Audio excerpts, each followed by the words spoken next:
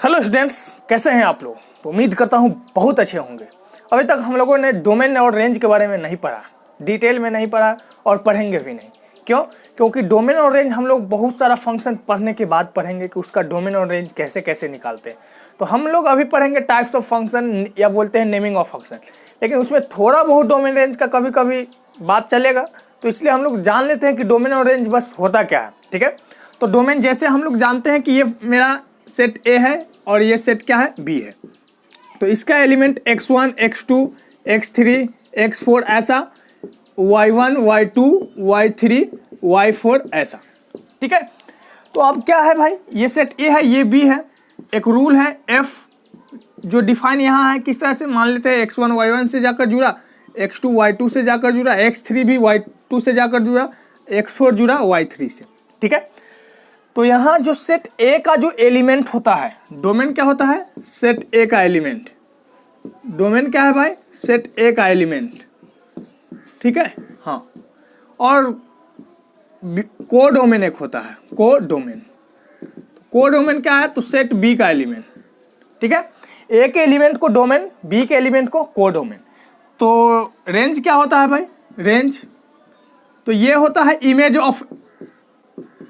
Image of set ए। ठीक है, set ए का जितना भी इमेज जो बनता है उसको हम लोग क्या बोलते हैं, रेंज। जैसे यहां डोमेन की बात अगर पूछे तो डोमेन मेरा हो गया है क्या, x1 x2 x3 x4। ये सभी एलिमेंट को हम लोग सेट के अंदर दिखाएंगे। ठीक है, हाँ। को डोमेन यहाँ, रेंज यहाँ, तो रेंज मेरा पता है क्या होगा, y1 y2 y3, y1 y2 y3। तो ये सब क्या है, ये रेंज है। को डोमेन क्या है, तो सेट बी का सभी element y1 y2 y3 y4। तो ये मेरा क्या है, को डोमेन और रेंज। ठीक है, तो जब इस तरह से सेट वाइज दे तब तो हम बता देंगे कि सेट ए का एलिमेंट को क्या बोलते हैं, डोमेन, बी के एलिमेंट को को डोमेन, और जो इमेज होता है उसको क्या बोलते हैं, रेंज बोलते हैं। ठीक है, मतलब सेट ए का फोटो। ठीक है, हाँ, x1 का बना y1, x2 का बना y2, x3 का भी बना y2, x4 का बना y3। तो जो फोटो को हम लोग क्या बोलते हैं, रेंज बोलते हैं। तो ऐसे तो हमको पता चल जाएगा, लेकिन फंक्शन इस टाइप से देगा। अगर फंक्शन ऐसा दे रहा है f(x) = √x, ऐसा ही सिंपल मान लेते हैं, तब हम लोग डोमेन और रेंज को कैसे समझेंगे। तो डोमेन का मतलब होता है the set of values of x for which function becomes real, function को रियल बन जाना। ठीक है, या ऐसे भी लिखते हैं the set of value of x for which function is defined, function becomes real, या इज डिफाइंड बोलिए, बात एक ही है। ठीक है, मतलब वो रियल रहे, डिफाइंड रहे। तो जैसे हम लोग पढ़े हैं कि रूट के अंदर क्या होना चाहिए, नेगेटिव नंबर नहीं आना चाहिए। तो यहाँ f(x) to be defined, f(x) to be defined, यहाँ f(x) को डिफाइन होने के लिए क्या होना चाहिए भाई, तो x को होना पड़ेगा ग्रेटर देन और इक्वल टू 0, है ना। तो यही x की वैल्यू जिससे फंक्शन मेरा क्या हो, डिफाइंड रहे, उसको हम लोग डोमेन बोलते हैं। तो यहाँ डोमेन क्या हो जाएगा, तो डोमेन हो जाएगा x बिलोंग्स टू, कहाँ से कहाँ, 0 to इन्फिनिटी। यहाँ 0 ले सकते हैं, तो क्लोज ब्रैकेट इन्फिनिटी, कभी भी इन्फिनिटी के इक्वल कोई वैल्यू होता नहीं है, इसलिए हमेशा इन्फिनिटी पे चलेगा ओपन ब्रैकेट। ठीक है, स्मॉल ब्रैकेट। तो हम लोग डोमेन समझ में आया कि डोमेन कैसे निकालते हैं। तो set of values of x for which function becomes real या डिफाइंड। अब क्या है, रेंज। तो रेंज हम लोग देखेंगे कि x की वैल्यू 0 to इन्फिनिटी डालेंगे तो y की वैल्यू क्या क्या हमको मिलता जाएगा। तो हम यहाँ देखते हैं, ये मेनली डोमेन पे डिपेंड करता है। तो रेंज, यहाँ रेंज भी आता है इसका क्या, 0 to इन्फिनिटी, अलग बात है। यहाँ रेंज भी इसका होता है 0 to इन्फिनिटी। अच्छा, इतना ही क्यों पढ़ रहे हैं, हमको आगे पढ़ना है। रूट के अंदर बहुत सारा अभी फंक्शन आने वाला है। ठीक है, तो उसका डोमेन कैसे निकालेंगे ये सब जानेंगे। तो सबसे पहले हम लोग पढ़ लेते हैं, इतना आप लोग समझिए कि डोमेन ऐसे निकालते हैं, रियल करके वैल्यू को रियल रहने देते हैं और देखते हैं कि कौन कौन x की वैल्यू पे फंक्शन मेरा क्या रहने वाला है, रियल रहने वाला है। ठीक है, अच्छा, यहाँ मेन होता है को डोमेन, सभी को नहीं मालूम होता है। इस केस में को डोमेन क्या होता है, तो को डोमेन क्या होता है, all real values, all real values, या सीधे बोलिए ऑल रियल नंबर r। तो जब कुछ भी ना दिया रहे तो को डोमेन हम लोग क्या मानेंगे, ऑल रियल नंबर। ठीक है, को डोमेन क्या मानेंगे, ऑल रियल नंबर। चलिए आगे बढ़ते हैं। आगे हम लोग क्या देखेंगे, नेमिंग ऑफ फंक्शन। फंक्शन कितने टाइप का होता है, उसका नेम क्या क्या है, तो हम लोग पढ़ेंगे मेन नेमिंग ऑफ फंक्शन। तो फर्स्ट जो मेरा पहला जो टाइप है वो होता है पॉलिनोमियल फंक्शन। क्या होता है, पॉलिनोमियल फंक्शन। और ये पॉलिनोमियल फंक्शन क्या होता है भाई, तो पॉलिनोमियल फंक्शन का फॉर्म जो होता है कुछ इस टाइप का ये दिखता है। कैसे, y इक्वल टू लिखिए या एफ एक्स इक्वल टू लिखिए, बात एक ही होता है। तो एफ एक्स इक्वल टू क्या है, तो ऐसे ए नॉट एक्स का power n, a one x का power n-1, a two x का पावर n-2 डॉट डॉट इस तरह से जाएगा ए एन। ठीक है, वेयर यहाँ ए नॉट ए वन ये सब क्या होता है, ऑल रियल नंबर, कोई रियल वैल्यूज होता है। ठीक है, हाँ, तो ये ए आई बिलोंग्स टू आर, आई की वैल्यू रखते जाएंगे 1 2 3, तो हमको ए नॉट ये सब मिलते जाएगा। A i belongs to r and if अगर ये ए नॉट 0 नहीं है, ठीक है, मतलब ए नॉट 0 के इक्वल नहीं है, देन तब यहाँ सबसे बड़ा पावर कौन बन जाएगा, n बन जाएगा। Then n is called degree. Degree, और इसको डिनोट कैसे करते हैं, तो ऐसे करते हैं p n x. P n x लिखिए या ये पी एक्स मान लीजिए, y इक्वल टू ये पी एक्स है। पॉलिनोमियल को हम लोग जनरली पी एक्स से डिनोट करते हैं, वैसे एफ एक्स यहाँ तो हम लिखेंगे बार बार, लेकिन आप लोग पी एक्स में क्या है कंफर्टेबल है, इसीलिए हम लोग पी एक्स लिखें। तो पी एन एक्स का मतलब क्या हो गया, polynomial in x. Polynomial in x of degree n, यहाँ ये नहीं होगा, डिग्री एन। ठीक है, अच्छा एन क्या होना चाहिए, यहाँ n belongs to whole number होना चाहिए। ठीक है, एन मेरा होल नंबर होता है तभी डिग्री डिफाइन होता है। तो ये सब हम लोग बेसिक है पढ़ चुके हैं। ठीक है, तो हम लोग नेक्स्ट पढ़ते हैं। नेक्स्ट हम लोग थोड़ा सा देखते चलते हैं। तो पॉलिनोमियल फंक्शन हम लोग पहले से ही जानते हैं, थोड़ा सा देखते हैं। जैसे टाइप्स, तो हम लोग 2 टाइप से पढ़ते हैं। कौन कौन, डिग्री बेसिस पे, एक तो हो गया डिग्री बेसिस पे, एक हो गया टर्म के बेसिस पे। ठीक है, इसको हम लोग थोड़ा जल्दी में पढ़ लेंगे। टर्म के बेसिस, डिग्री अगर 0 डिग्री हो तो इसको हम लोग कांस्टेंट पॉलिनोमियल बोलते हैं। ठीक है, कांस्टेंट पॉलिनोमियल जैसे क्या है भाई, जैसे कोई फंक्शन है पॉलिनोमियल एफ एक्स लिखते हैं, f x equal to 2 constant polynomial, degree 0, f x equal to √3 ये कांस्टेंट है, इसका डिग्री 1/2 नहीं होगा कभी भी, 1/2 तो होता भी नहीं है, तो ये 1/2 डिग्री नहीं होगा। ठीक है, f x equal to minus का √3/2 डिग्री क्या हो गया, 0। अच्छा कहीं कहीं ऐसा लिखा रहेगा f x equal to 0, special polynomial है ये, स्पेशल इसको क्या बोलते हैं, नेम है इसका 0 पॉलिनोमियल। 0 पॉलिनोमियल, तो ये 0 पॉलिनोमियल स्पेशल क्यों है, क्योंकि इसका डिग्री जो होता है नॉट डिफाइन होता है। डिग्री क्या है, नॉट डिफाइन। क्यों डिफाइन नहीं है भाई, क्योंकि हम लोग एफ एक्स इक्वल टू 0 को पहले √3 को देखते हैं। एफ एक्स इक्वल टू √3 है ना, इसका मतलब ऐसा है √3 इंटू एक्स का पावर 0। ठीक है, तो इसीलिए बोलते हैं ये 0 डिग्री पॉलिनोमियल। लेकिन एफ एक्स इक्वल टू 0 है तो इसको हम लोग लिख सकते हैं 0 इंटू एक्स का पावर 1, 0 इंटू एक्स का पावर 2, 0 इंटू एक्स का पावर 3, कुछ भी लिख सकते हैं, लड़ाई झगड़ा हो जाएगा। क्यों, 1 कहेगा कि नहीं हम डिग्री है, 2 कहेगा कि ना हम तुमसे बड़े हम हैं, 3 कहेगा ना अरे हम तुमसे भी बड़े हम हैं। तो इस तरह से बड़ा बड़ा और नंबर आता जाएगा, बोलेगा हम दावी अपना दिखाते जाएगा। ठीक है, तो इसीलिए यहाँ क्या हो जाएगा, इसका डिग्री बोला गया है कि नॉट डिफाइन है भाई। चल ठीक है, 0 डिग्री पॉलिनोमियल है, डिग्री डिफाइन नहीं है। पॉलिनोमियल ये है लेकिन डिग्री डिफाइन नहीं है, तो ये ऐसा पॉलिनोमियल है जिसका डिग्री डिफाइन नहीं है। तो डिग्री के अनुसार पहला हम लोग पढ़े हैं कि 0 डिग्री पॉलिनोमियल, अगर डिग्री 0 हो जाए तो उसका केस पढ़ लिए। ठीक है, अच्छा 0 के बाद अगर डिग्री 1 हो जाए, क्या हो गया, डिग्री 1, डिग्री 1, डिग्री 1 हो गया तो इसका फॉर्म कैसा होता है, तो एफ एक्स इक्वल टू ऐसा ए एक्स प्लस बी, मतलब ये लीनियर होता है। ठीक है, ए एक्स प्लस बी। अच्छा ए एक्स प्लस बी में ए 0 नहीं इसलिए होगा क्योंकि एक्स 0 हो जाएगा तो डिग्री 0 हो जाएगा, तो कांस्टेंट हो जाएगा, तो लीनियर के लिए ए 0 नहीं होना चाहिए। ठीक है, जैसे 2x - 3, 5x - 4, √3x + 2, ये सब क्या है, मेरा लीनियर पॉलिनोमियल है ना। हाँ, तो ये सब लीनियर पॉलिनोमियल। अच्छा ये ध्यान देखना है कि लीनियर पॉलिनोमियल जब भी होगा f x equal to 2x - 3, degree जब 1 होता है तो मेरा जो ग्राफ बनेगा वो हमेशा क्या बनेगा, स्ट्रेट लाइन। तो इसका ग्राफ क्या हमेशा बनेगा, स्ट्रेट लाइन। ये सब छोटी मोटी बात है, हमको ध्यान देना है। ग्राफ क्या बनेगा, स्ट्रेट लाइन। नेक्स्ट, इसका ग्राफ कैसे ड्रॉ करेंगे, तो ग्राफ हम तो नहीं बताने वाले हैं। क्यों? क्योंकि ग्राफ मेरा दिया हुआ है पॉलिनोमियल, 10th क्लास में जाके आप लोग पढ़ लीजिए। तो डिग्री 1 हम लोग देख लिए। अब देखते हैं डिग्री अगर 2 हो जाए तो डिग्री क्या हो जाए, 2 हो जाए, डिग्री 2। तो 2 को बोलते हैं क्वाड्रेटिक पॉलिनोमियल। क्या बोलते हैं, क्वाड्रेटिक पॉलिनोमियल। ठीक है, किस फॉर्म का होता है भाई, क्वाड्रेटिक पॉलिनोमियल। सबको पता है px equal to fx equal to ax square plus bx plus c का फॉर्म का होता है। ठीक है, हाँ, यहाँ भी a 0 नहीं होगा। क्यों 0 नहीं होगा, क्योंकि जब a 0 होगा तो x स्क्वायर का टर्म कट जाएगा, लीनियर बन जाएगा ये। ठीक है, इसीलिए वो 0 नहीं होगा।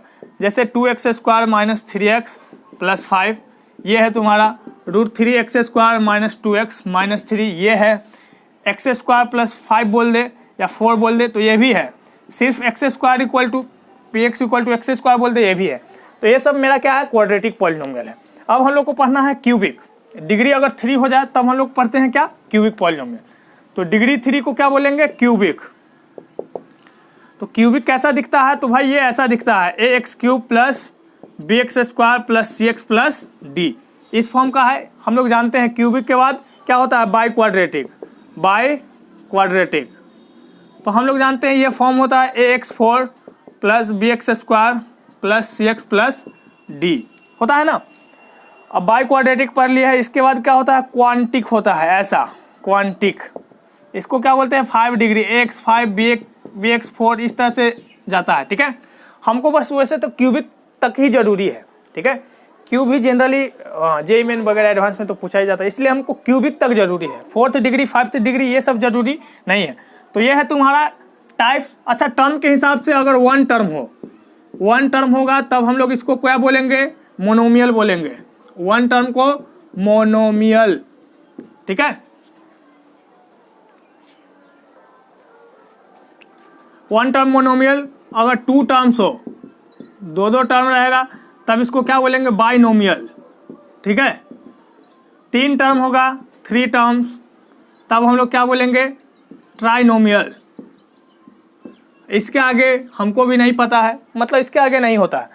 तो इसके ज़्यादा अगर टर्म होगा तो हम लोग इसको बोलते हैं पॉलिनोमियल। ठीक है, इसी को तो बोलते हैं पॉलिनोमियल अगर टर्म के हिसाब से देखें। तब इस सब क्यों पढ़ते हैं, तो इसमें भी तुम लोगों को कन्फ्यूजन हो सकता है। क्या हो सकता है, जैसे अब हमसे पूछना है 2x square minus √3x square plus 2, ये बाइनोमियल है, पॉलिनोमियल है, मोनोमियल है, क्या है भाई बताओ जल्दी। तो आंसर में है, कोई बोलेगा क्वाड्रेटिक है, सॉरी क्वाड्रेटिक बोलते हैं, क्वाड्रेटिक। यहाँ ट्राइनोमियल है, कोई ट्राइनोमियल बोलेगा, और जनरली ट्राइनोमियल ही बोलता है, लेकिन ये ट्राइनोमियल है नहीं। क्यों? क्योंकि यहाँ तो बस x स्क्वायर का टर्म है और कांस्टेंट टर्म है, ये ऐसा बन जाएगा 2 माइनस √3x स्क्वायर प्लस 2। ठीक है, तो ये मेरा क्या है, एक टर्म ये, एक टर्म ये, तो ये बाइनोमियल है। तो इस तरह से इसमें हम लोग को प्रॉब्लम हो जाता है। जैसे 5x प्लस √3x, ये कैसा है, तो ये मोनोमियल है। क्यों है मोनोमियल भाई, क्योंकि इसमें एक ही टर्म है। एक ही क्यों, क्योंकि x ऐसा है, 5 प्लस √3x है ना, तो ये क्या है, मेरा मोनोमियल है ये। ठीक है, पॉलिनोमियल फंक्शन में हम लोग थोड़ा सा रिमाइंडर थ्योरम के बारे में जानते हैं। तो हम लोग जानते हैं कि अगर कोई फंक्शन है उसको अगर हम लोग x minus a linear factor से डिवाइड करते हैं, देन रिमाइंडर क्या होता है, यहाँ जो वैल्यू होता है उसका नेगेटिव fa। ठीक है, जैसे x प्लस 2 से अगर डिवाइड करते तब मेरा रिमाइंडर क्या होता है, f माइनस 2। ठीक है, f x माइनस 3 से डिवाइड करता तब हमको रिमाइंडर क्या मिलता, f3। ठीक है, तो यहाँ हम लोग देखते हैं एक क्वेश्चन। इस पे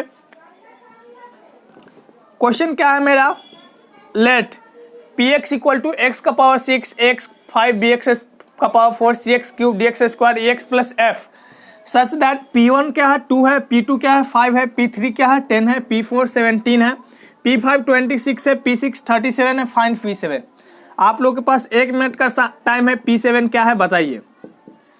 चलिए, तो आपको समझ में आया होगा कि p7 क्या होगा यहाँ। तो p7 होगा, जैसे ये पैटर्न दिख रहा है, p1 क्या हो रहा है, 1 का स्क्वायर प्लस 1, p2 क्या हो रहा है, 2 का स्क्वायर प्लस 1, P3 3 का स्क्वायर प्लस 1, P4 4 का स्क्वायर प्लस 1, P5 5 का स्क्वायर प्लस 1, 6 का स्क्वायर प्लस 1। तो वैसे ही P7 हम लोग लिख देंगे 7 का स्क्वायर प्लस 1 इक्वल टू क्या हो गया 50, जो कि एकदम क्या है रॉन्ग आंसर है। ठीक है, गलत आंसर है। क्यों गलत आंसर है भाई? तो इस केस में आप Px को क्या मान रहे हैं, एक्स स्क्वायर प्लस 1। ठीक है, क्यों एक्स स्क्वायर प्लस 1? आप तो यही चल रहे हैं कि P1 1 का स्क्वायर प्लस 1 है, 2 का स्क्वायर प्लस 1 है। ठीक है, Px निकालना होता तो एक्स स्क्वायर प्लस 1। ये पैटर्न को देखते हुए हम लोग ऐसा किए, लेकिन पहले से मेरा पॉलिनोमियल बोला है कि 6 डिग्री का पॉलिनोमियल है ये। ठीक है, तो ये मानना मेरा क्या हो जाएगा, गलत हो जाएगा। नहीं, तो हम कैसे करते हैं, तो हम इसको ऐसे लिखते हैं कि लेट Px इक्वल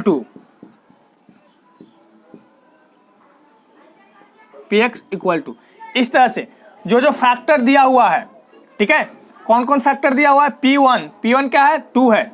ठीक है, तो हम लोग ये फैक्टर P1 है ना, मतलब x माइनस 1 लिखेंगे, फिर क्या लिखेंगे P2 तो x माइनस 2, P3 लिखा है तो x माइनस 3 लिखेंगे, into P4 x minus 4, P5 x minus 5 और फिर से x माइनस 6। ये देखिए कितने डिग्री का पॉलिनोमियल हुआ, ये मल्टीप्लाई होते जाएगा, ऐड होते जाएगा, 1 2 3 4 5 6, ये 6 डिग्री का पॉलिनोमियल हो गया है। ठीक है, लेकिन और जो मेरा कंडीशन को सेटिस्फाई कर रहा है वो है एक्स स्क्वायर प्लस 1, तो यहाँ पे ऐड कर देंगे एक्स स्क्वायर प्लस 1। बाद में हम लोग अपने से ऐड क्या करेंगे, एक्स स्क्वायर प्लस 1। ठीक है, तो अब पॉलिनोमियल मेरा हो गया x minus 1 x minus 2 x minus 6 तक प्लस एक्स स्क्वायर प्लस 1 है ये। ठीक है, अब देखते हैं अब क्या होता है। तो अब हम लोग इसको मिटा रहे हैं थोड़ा सा। ठीक है, ये चीज को, हाँ, तो ये Px अब देखते हैं कि मेरे कंडीशन को ये सेटिस्फाई कर रहा है कि नहीं। ऐसे अपना मन आया कुछ भी मान लेंगे, ऐसा नहीं होता है। ठीक है, मेरा पूरा कंडीशन को ये सेटिस्फाई करना चाहिए, तभी हम ऐसा फंक्शन को मान सकते हैं। तो देखते हैं P1 2 है कि नहीं। तो हम जैसे ही 1 डालेंगे तो 1 डालते ही ये पूरा टर्म क्या हो जाएगा 0, और यहाँ फिर 1 डालेंगे 1 का स्क्वायर प्लस 1, जैसे ही 2 डालेंगे ये टर्म 0, 2 का स्क्वायर प्लस 1 5, मतलब सही है, ये कंडीशन चलेगा। 6 डालेंगे तो ये हो जाएगा, ये सब सही है, ये 6 यहाँ 0 कर देगा, 6 का स्क्वायर प्लस 1, यहाँ 37 आ रहा है। ठीक है, नाउ अब हम लोग को क्या लिखना है, P7 इक्वल टू, अच्छा यहाँ हम लोग K लिखते हैं वैसे जनरली, लेकिन यहाँ K क्यों नहीं लिखे हैं, क्योंकि हमको जानते हैं कि ये जो है क्या है बड़े पावर, मतलब यहाँ x का पावर 6 है ना, कोफिशिएंट क्या है 1 है। ठीक है, तो कोफिशिएंट 1 है इसीलिए यहाँ 1 लिखे हैं। ठीक है, तो P7 अब हमको निकालना है तो यहीं पुट करेंगे, तो ये क्या हो जाएगा 7 minus 1, 7 minus 2, 7 minus 3, 7 minus 4, 7 minus 5, 7 minus 6। ठीक है, ये यहाँ तक लिख दिए 7 माइनस 6 प्लस 7 का स्क्वायर प्लस 1, प्लस 7 का स्क्वायर प्लस 1। ठीक है, 7 माइनस 1 क्या हो जाएगा 6, ये है 5, ये है 4, ये है 3, और ये है 2, और ये है 1, अब प्लस का ये क्या है 50 है। तो ये हो गया कितना, तो ये है समझिए कि 1 to 6, 6 का फैक्टोरियल 6 प्लस 50, और आगे वैल्यू कैलकुलेट करना चाहते हैं तो 6 का फैक्टोरियल क्या होता है 120 इंटू 6 720, अब प्लस 50 कितना हो गया 770। ठीक है, 770, तो ये मेरा फाइनल आंसर है, क्या है 770। ठीक है, उम्मीद करता हूँ समझ में आया होगा। तो अब से जब भी ऐसा कंडीशन दे दे, हमको ध्यान में देखना है कि डिग्री क्या है, तो डिग्री सेम बनाने के लिए इतना करेंगे प्लस एक्स स्क्वायर प्लस 1, वो खुद से ऐसा सेटिंग करके देता है। ठीक है, कि आपका डिग्री यहाँ तक जाते जाते क्या हो जाएगा कंप्लीट हो जाएगा। ठीक है, तो नेक्स्ट क्वेश्चन को देखते हैं। तो मेरा नेक्स्ट क्वेश्चन है, क्या है, suppose Px is a polynomial with integral coefficient, the remainder when Px is divided by x minus 1 is 1 and by x minus 4 is 10। If Rx is remainder when Px is divided by x minus 1 into x minus 4, find value of Rx। Question समझ में आया होगा। ठीक है, अच्छा हम लोग कोई भी पॉलिनोमियल, इस पॉलिनोमियल को हम लोग कैसे लिख सकते हैं Px को, तो हम लोग ऐसे लिख सकते हैं x minus 1 into x minus 4 into कोई क्वोशेंट रहा होगा g x plus remainder r x. P x को हम लोग ऐसे लिख सकते हैं, क्यों ऐसा लिख सकते हैं, क्योंकि हम लोग जानते हैं कि डिविडेंड इक्वल टू क्या होता है, divisor into quotient plus remainder. तो यहाँ डिविडेंड पी एक्स है, क्योंकि पी एक्स को डिवाइड कर रहे हैं, किससे डिवाइड कर रहे हैं, तो लास्ट में देखिए x minus 1 into x minus 4 से, ठीक है। तो कुछ ना कुछ क्वोशेंट रहा होगा, इसको जी एक्स मान लिए, क्यू एक्स भी मान सकते हैं, प्लस आर एक्स, ठीक है। अच्छा यहाँ आर एक्स क्या होगा भाई, आर एक्स को हम लोग क्या लिख सकते हैं, तो हम लिख सकते हैं ए एक्स प्लस बी। क्यों लिख सकते हैं ए एक्स प्लस बी, क्योंकि हम लोग जिससे डिवाइड कर रहे हैं वो क्वाड्रेटिक है, ठीक है। जिससे डिवाइड कर रहे हैं वो क्वाड्रेटिक है। हम लोग जानते हैं रिमाइंडर क्या होता है, क्वाड्रेटिक से एक, मतलब जिससे डिवाइड करते हैं उससे एक कम डिग्री का होता है, ठीक है। सेम डिग्री नहीं होता है, एक कम से कम एक कम होना चाहिए। तो आर एक्स को हम ए एक्स प्लस बी मान लिए हैं, ठीक है। ये कोई कॉन्स्टेंट भी हो सकता है, इसलिए यहाँ ए जीरो नहीं लिखे हैं कि ए जो है जीरो भी हो, यहाँ ए जीरो भी हो सकता है, इसलिए ए पे कोई कंडीशन नहीं है, ठीक है। चलिए बढ़ते हैं। तो हम लोग ऐसा समझते हैं ये है x minus 1 x minus 2 into g x plus a x plus b, ठीक है, इस तरह से। अब हमको क्या दिया हुआ है भाई, यहां से हमको ए और बी की वैल्यू निकालेंगे, तभी तो हमको आर एक्स पता चलेगा ना। तो ए और बी को की वैल्यू निकालने के लिए हमको दिया हुआ है कि एक्स माइनस 1 से डिवाइड करेंगे तो रिमाइंडर क्या है, 1 है। तो दिया हुआ है कि P1 इक्वल टू 1, P1 क्या है, 1 है। इसका मतलब 1 यहाँ पुट करेंगे तो ये हो जाएगा P1 इक्वल टू ये सब 0, ये हो जाएगा a into 1 a plus b. एक कंडीशन मिला कि a प्लस बी जो है क्या हो जाएगा, 1 हो जाएगा। इसको इक्वेशन फर्स्ट मान लीजिए। दूसरा कंडीशन क्या दिया है कि अगर हम 4 से डिवाइड करते हैं तो 10 मिलता है रिमाइंडर, तो P4 इक्वल टू क्या दिया है, 10 दिया है। इसका मतलब यहाँ हम लोग वैल्यू पुट कर देंगे, 10 इक्वल टू 4 से डिवाइड कीजिए, ये 0 हो जाएगा, प्लस यहाँ आर एक्स, यहाँ क्या हो जाएगा 4a प्लस बी, तो ये हो गया है 4a प्लस बी। ये है सेकेंड इक्वेशन, ठीक है। अब क्या करेंगे, इन दोनों को सॉल्व करेंगे। कैसे करेंगे, इसमें से इसको घटा दे रहे हैं, ठीक है, या सेकेंड माइनस फर्स्ट। तो जैसे ही सेकेंड माइनस फर्स्ट हम लोग करेंगे, b से b कट जाएगा, 4a minus a 3a equal to आ गया 10 माइनस 1 9, तो a इक्वल टू आ गया है 3, a आया है 3। अब हम यहाँ 3 पुट कर देंगे a की वैल्यू, तो b हमको मिल जाएगा माइनस का 2, तो b हमको मिला माइनस का 2, ठीक है। तो a और b दोनों पता, तो हम लोग को आर एक्स पता चल गया है। आर एक्स क्या हो जाएगा, a की वैल्यू रख देंगे 3, a की वैल्यू a हो गया 3x माइनस 2। हमसे क्या पूछा है, हमसे पूछा है find value of r x. यहाँ आर एक्स की वैल्यू बताइए, तो 3x माइनस 2 है। यहाँ फिर से पूछा है R10 की वैल्यू बताइए, तो क्या हो जाएगा R10, तो यही में x के जगह पे 10 पुट कर देंगे, तो ये क्या हो जाएगा 3 इंटू 10 माइनस 2, 10 इंटू 3 30, 30 माइनस 2 28, ठीक है, इस तरह से। अच्छा यहाँ ये क्या है, लीनियर है पॉलिनोमियल। लीनियर पॉलिनोमियल का डोमेन हमेशा R होता है, रेंज भी क्या होता है, R होता है। तो इसका डोमेन रेंज भी पूछता है, तो हम लोग क्या बोलते हैं, ऑल रियल नंबर, ठीक है। तो अच्छा क्वेश्चन है, हम लोग नेक्स्ट क्वेश्चन को देखते हैं। नेक्स्ट क्वेश्चन मेरा क्या है, एफ एक्स दिया हुआ x to the power 2020 x का पावर 2021 ऐसा। If f x is divided by x cube minus x, then remainder is r x. Find r of 5 and range of r x. हम लोग ऐसे करेंगे, solve कैसे करेंगे, तो हम लोग पी एक्स को फिर से लिखेंगे किस फॉर्म में भाई, तो किससे डिवाइड कर रहे हैं, x cube minus x into g x कोई मेरा फंक्शन रहा होगा प्लस आर एक्स, ठीक है। अच्छा यहाँ जो हम लोग डिवाइड कर रहे हैं वो क्यूबिक है, तो आर एक्स को क्या लेना पड़ेगा, क्वाड्रेटिक लेना पड़ेगा, ठीक है। आर एक्स क्वाड्रेटिक भी हो सकता है, लीनियर भी हो सकता है, कांस्टेंट भी हो सकता है, ठीक है। तो हम लोग यहाँ क्या लिखेंगे, x cube minus x into g x plus a x square plus b x plus c. यहाँ ये कंडीशन नहीं दिए है कि आर एक्स को हम लोग मान लिए हैं क्या, a x square plus b x plus c. यहाँ कंडीशन नहीं लगाए कि ए जीरो होगा कि बी जीरो। ए भी जीरो हो सकता है तो मेरा लीनियर बचेगा, ए और बी दोनों जीरो हो सकता है तो मेरा क्या बचेगा, कांस्टेंट बचेगा। सी भी जीरो हो सकता है तो मतलब रिमाइंडर ही जीरो, तो ऐसा भी पॉसिबल है, ठीक है। तो नेक्स्ट अब हम लोग को क्या कह रहा है कि हाँ, if f x is divided by इतना देन रिमाइंडर। अब हम लोग क्या पुट करके हमको क्या निकालना है, ये पी एक्स मानिए, एफ एक्स मानिए, जो मानिए, ठीक है। हमको अब क्या करना है कि वैल्यू पुट करके ए बी सी की वैल्यू निकालना है। तो हम लोग पिछले क्वेश्चन में देखे थे कि यहाँ जो लिखा रहता था x-1 x-2 इस टाइप से लिखा रहता था, और वहाँ वही वैल्यू दिया हुआ भी था, x-1 के लिए 1 दिया हुआ था कि 1 पुट करेंगे ये टर्म 0 हो जाएगा। तो हम लोग कुछ ऐसा वैल्यू पुट करें जिससे ये टर्म 0 हो जाए और इधर से हमको पता चल जाए। ये px ही इसको लिख लीजिए, px कोई पॉलिनोमियल है, ठीक है, हाँ ऐसा लिख लीजिए। px मानिए या fx मानिए, कोई दिक्कत, यहाँ px fx में कंफ्यूज नहीं होना है भाई, px मानो या fx मानो सब सही है। तो ऐसा है, हम लोग अब इसको थोड़ा सा ध्यान से देखेंगे तो ये x³ माइनस x को हम लोग कैसे लिख सकते हैं, ऐसे x कॉमन लेंगे, x² माइनस 1 बचेगा, उसको लिखेंगे x minus 1 into x plus 1।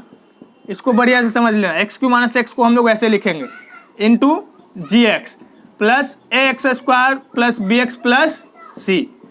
अब हम एक वैल्यू पुट करेंगे 0, ठीक है, तो पुट किए x इक्वल टू 0, ये आइडेंटिटी इन x है ना, तो ये हो जाएगा p0 इक्वल टू, ये सब 0 बन जाए, ये 0 इंटू समथिंग 0, यहाँ 0 0 c, तो p0 मेरा आ गया है c, p0 equal to c। अब p0 की वैल्यू वहाँ तो दिया हुआ था कि रिमाइंडर वहाँ दिया हुआ था, 1 से डिवाइड करेंगे तो रिमाइंडर 1 आया था, 10 से डिवाइड, 4 से डिवाइड तो 10 आएगा, ऐसा यहाँ नहीं दिया हुआ, तो हमको p0 px तो दिया हुआ है ही, तो p0 हम यहीं से निकाल लेते हैं। p0 का मतलब x के जगह पे ये 0 0 0 माइनस 0, ये सब 0 पुट किए, ये भी 0 ये भी 0, सब 0 हो गया, क्या आया है 1 आया है, तो p0 1 आ गया, 1 इक्वल टू c, मतलब मेरा c की वैल्यू आ गया कितना 1, ठीक है। अब फिर पुट करेंगे क्या, x इक्वल टू, देखिए ये 1 पुट करेंगे इस फैक्टर के लिए, ठीक है, कि ये 0 बन जाए, तो जैसे यहाँ बनेगा p1 इक्वल टू, ये तो 0 है ही, ये सब 0, यहाँ बच जाएगा a plus b plus c, a plus b plus c। अच्छा c की वैल्यू हम लोग जानते हैं 1 है, p1 यहाँ से निकाल लेंगे, 1 का पावर इतना 1, 1 प्लस 1 2, 2 प्लस 1 3, 3 माइनस 1, 3 माइनस 1 क्या होता है 2, 2 प्लस 1 3, तो हमको पता चल गया p1 क्या है 3 है, 3 इक्वल टू क्या हो जाएगा a प्लस b और c की वैल्यू 1 है, तो यहाँ से हम लोग लिख सकते हैं a plus b equal to 2, a plus b को क्या लिख सकते हैं 2 लिख सकते हैं, ऊपर लिख दे रहा हूँ a plus b equal to 2, तो a प्लस बी की वैल्यू हमको पता चल गया है, ठीक है।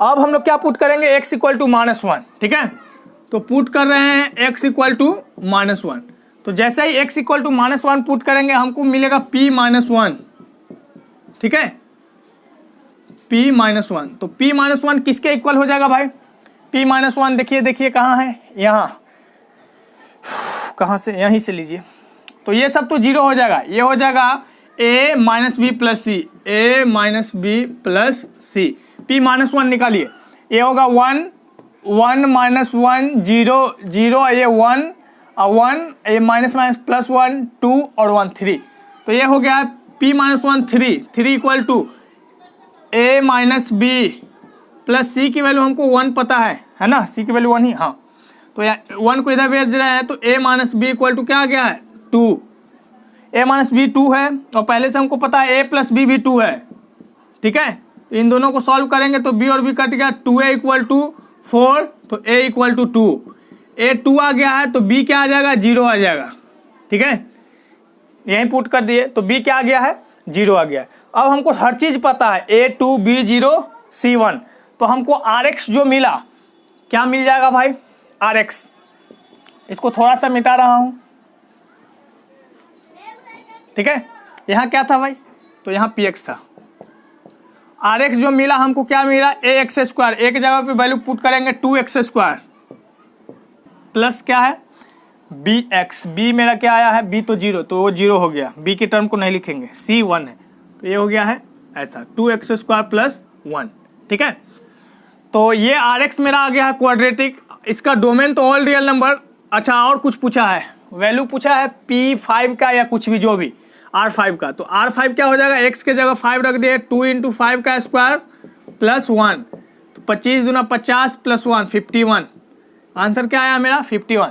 इसका अगर रेंज पूछे तो रेंज हो जाएगा क्या 1 to infinity, ठीक है, रेंज क्या हो जाएगा 1 to infinity, तो रेंज से अभी हमको मतलब नहीं है, अभी हम लोग आगे देखेंगे, रेंज और डोमेन निकालना तो बहुत अच्छी तरह से जानेंगे, छोटा छोटा यहाँ प्रॉब्लम आते रहेगा, हम लोग बताते रहेंगे, आप लोग समझते रहिएगा, ठीक है। तो इसको लिख लीजिए और आज इतना ही रहने देते हैं। मिलते हैं नेक्स्ट क्लास में नए जोश और जुनून के साथ। अपना ख्याल रखिए, खूब मस्ती कीजिए। Best of luck.